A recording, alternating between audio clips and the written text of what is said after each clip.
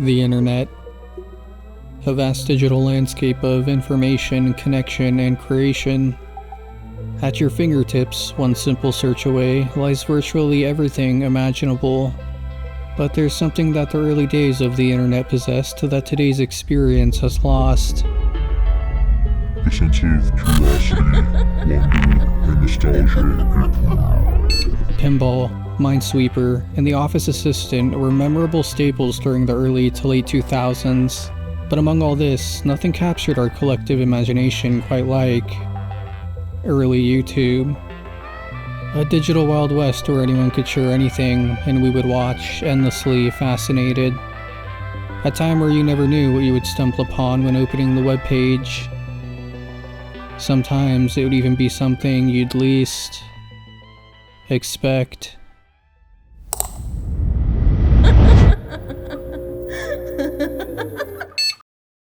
Videos that were disturbing.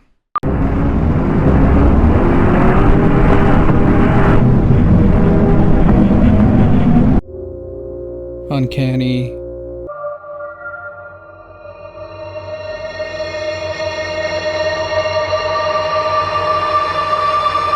And downright terrifying.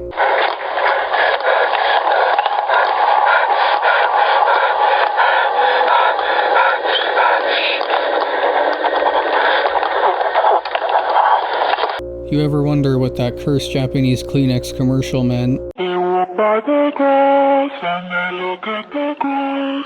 Or why that one pale woman sat motionless at a table, staring into your soul.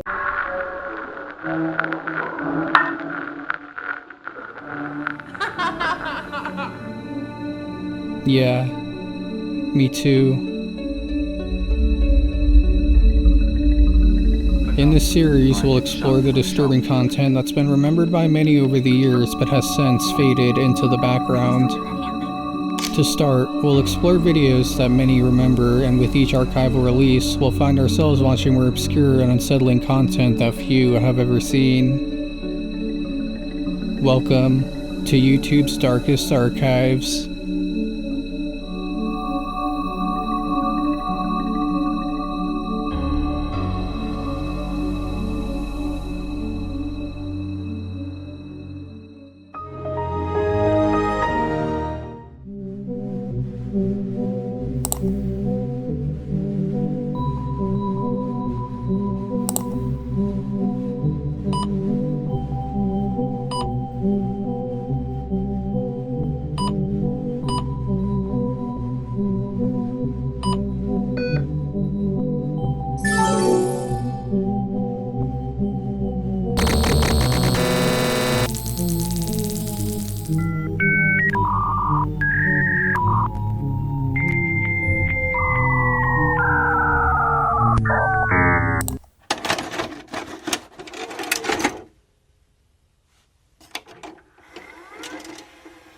If you've spent enough time exploring YouTube's darker corners, you've likely encountered There Is Nothing, a video that's disturbed many since its upload by David Earle in 2006.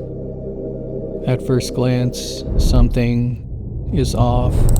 A pale woman sits at a table, motionless, her eyes open, murmuring something we can't make out.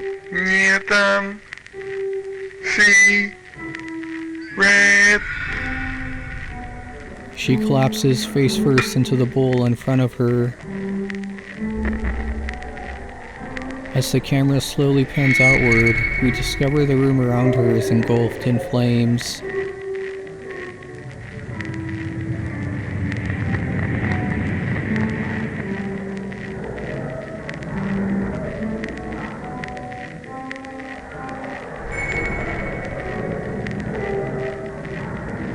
The sequence then plays backwards as she reawakens to tell us.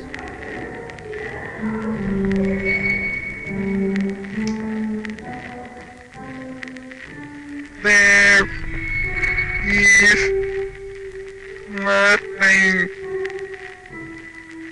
Yet she remains unnervingly calm. Now what makes this disturbing isn't just the unsettling visuals. It's the existential dread it represents. At its core, there is nothing confronts us with humanity's most primal fear: what awaits us after death.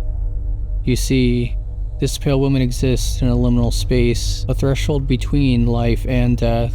Her assertion that there is nothing reflects our deepest anxieties about mortality, leaving us wondering if she herself is in denial about what comes next, or has she already witnessed it?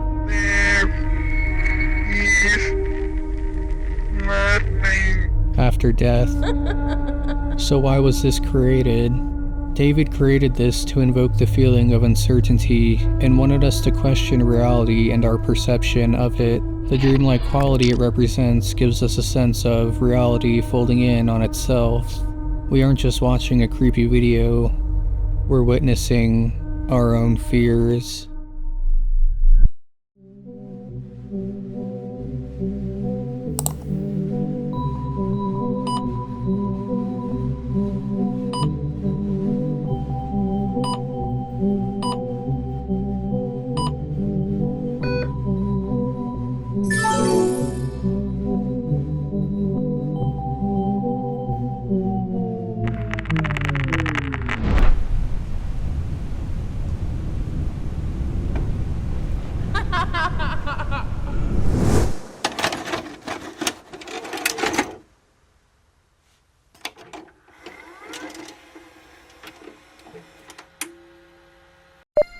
Henry Eats, a disturbing animation created by Ben Wheel in 2003 and later uploaded to the platform come 2013.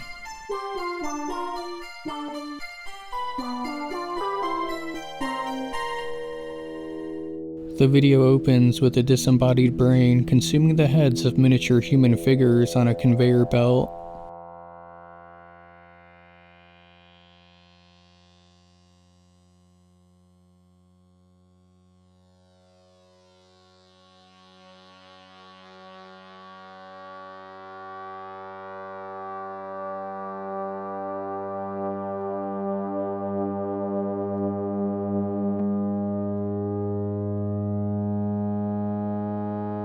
As the camera pulls back, we discover we're inside the head of Henry, who looks... he seems nice.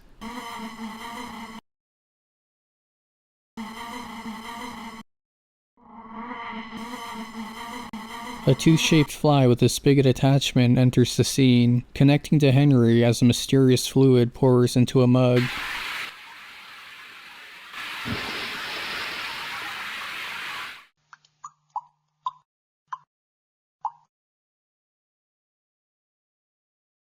From a small door to the left emerges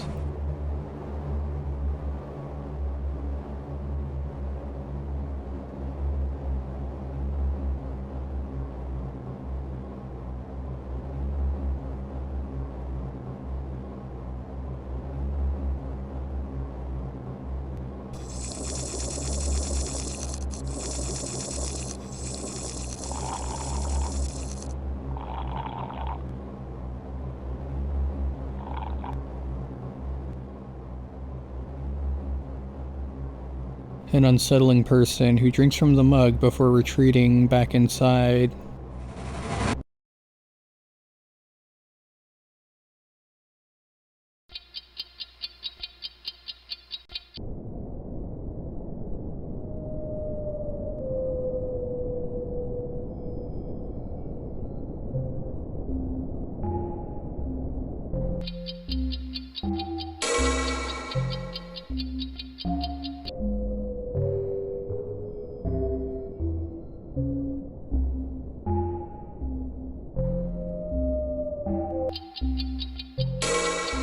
Day 1 concludes as the clock strikes 12. Day 2 brings the same routine, but with a noticeable difference.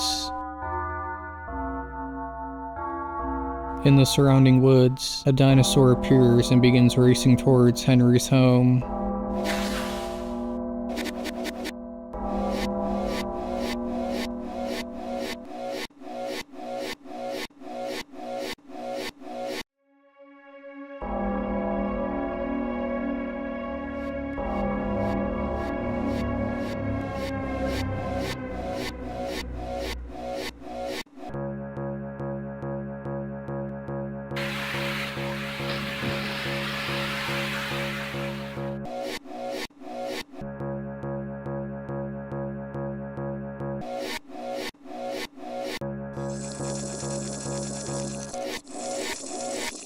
The dinosaur enters and bites off both characters' heads.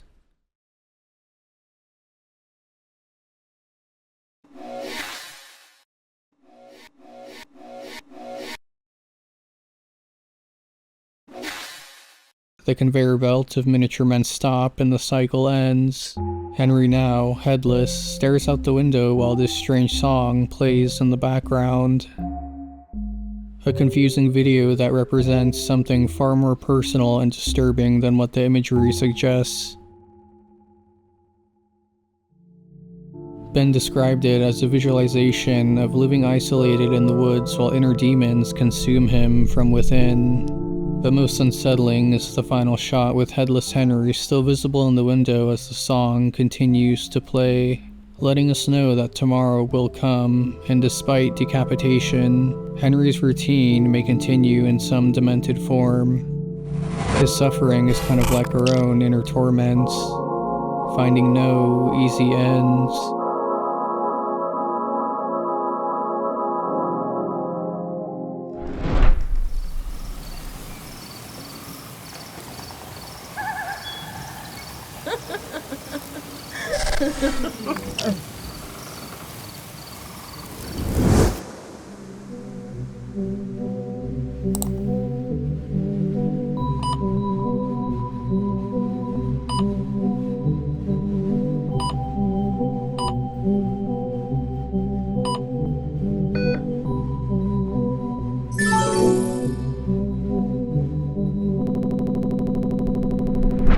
Some content on the platform is just downright nightmare fuel, and the peanut vendor easily falls into this category. Uploaded to YouTube on December 3rd, 2006, this clip from 1933 immediately became noticed by many. Let's see why.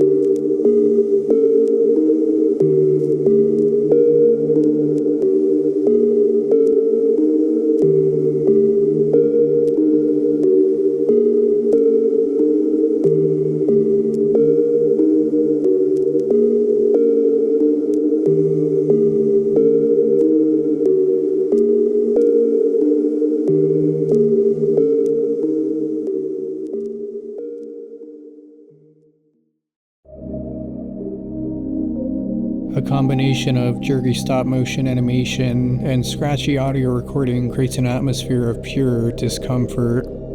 I can see why this is so unsettling. It was created by experimental filmmaker Len Lee in 1933 with an English cover of the Cuban song El Menicero, meaning peanut vendor.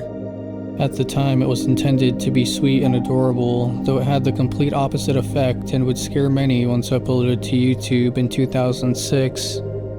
But knowing the historical context behind it provides an additional perspective. During the devastating Great Depression of the 1930s, when over 4 million Americans were unemployed and homelessness reached horrific levels, entertainment served as a crucial escape. The song's catchy tune provided many with a distraction from the hardships they were facing.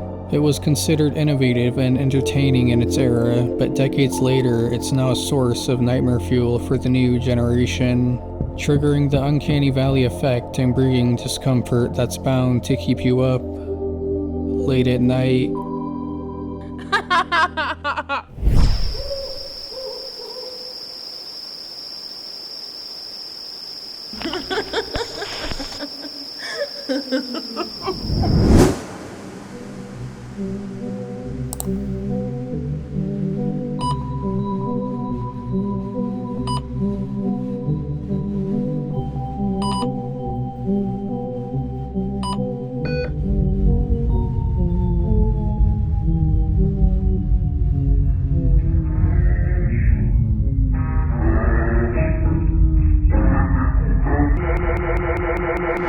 Well, if you think you'll use your feet when you cross the street, I'll set you wise In the daytime or night, look around left and right, and cross the street. Casper. He'd rather stay home and not frighten people. Sometimes, disturbing content emerges from the most innocent sources like children's television. Such is the case with our fourth archive, Ratafak Onyenwe.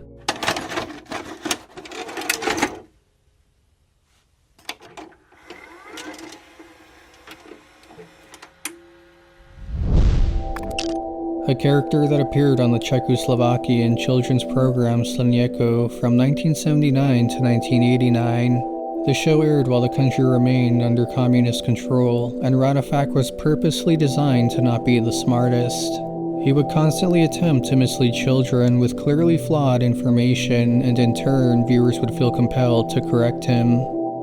Teaching children to question things they hear, even when said by their favorite television characters. With only one or two state TV stations during this era, Ratafak created need for children's self-presentation, with the show striving to break the collective hive mind. It was problematic at the time, and the authors were met with strong criticism from state censors. But the puppet's design alone is enough to trigger nightmares, and funny enough, during its decade-long run, many children actually loved the show and didn't find it creepy whatsoever. Though here's where our story takes a much stranger turn come 2008. After the show ended, most of the original puppets were disposed of, all except for Ratafak, who was reportedly taken by the show's creator since it wasn't property of the television station. Years later, Ratafak would be sent back to the TV station, and come 2008, the puppet was left in a dumpster. It was big news in Slovakia because there was an obvious error of Ratafak being discarded, whereas he should have belonged to the Museum of Czechoslovak Television. Soon after, this video would be posted to YouTube.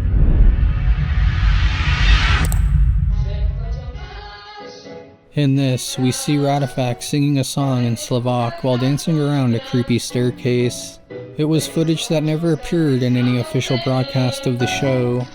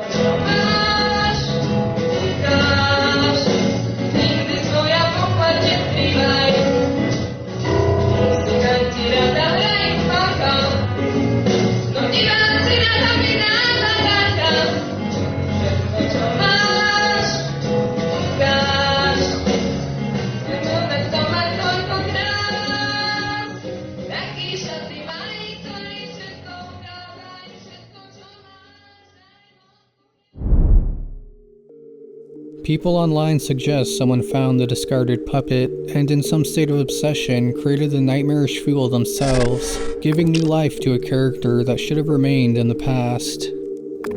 What I find undeniable is the discomfort it creates.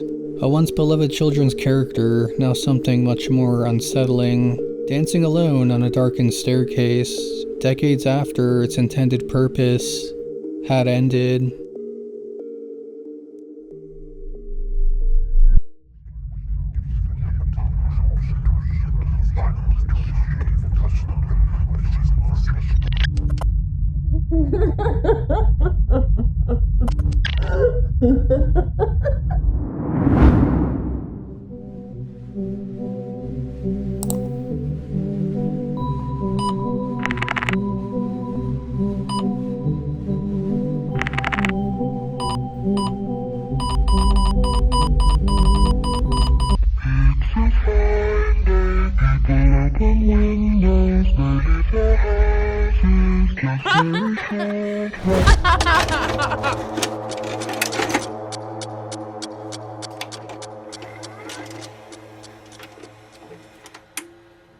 Our final archive for the night brings us into the realm of one of the most cursed videos I remember watching in 2006.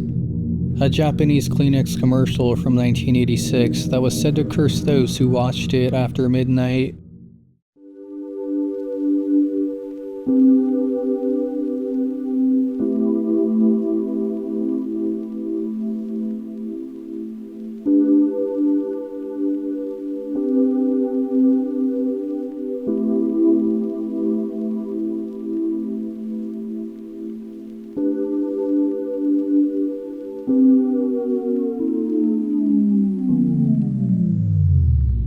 This odd but harmless commercial would become a part of my childhood fear, and to this day it still unsettles me.